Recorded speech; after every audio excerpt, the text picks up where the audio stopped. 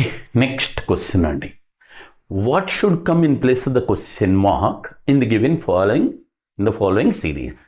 ఏమి ఇచ్చాడు సిరీస్ చూడండి ఇక్కడ. So this is given as 187 and 173 and 160, 148 and next 137, ఆ తర్వాత క్వశ్చన్ మార్క్. మీరు అబ్జర్వ్ చేయండి జాగ్రత్తగా, వాట్ ఈజ్ ద లాజిక్ అనేది జాగ్రత్తగా అబ్జర్వ్ చేయండి.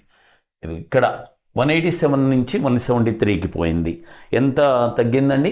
14 రెడ్యూస్డ్. ఓకే, దెన్ 173 నుంచి 160 అయింది. వాట్ ఇస్ ద డిఫరెన్స్ అండి? 13. నెక్స్ట్ ఇక్కడ 160 నుంచి 148కి ద డిఫరెన్స్ ఈజ్ 12 హియర్. ఇప్పుడు 148 నుంచి 137 ద గ్యాప్ ఈజ్ 11 హియర్.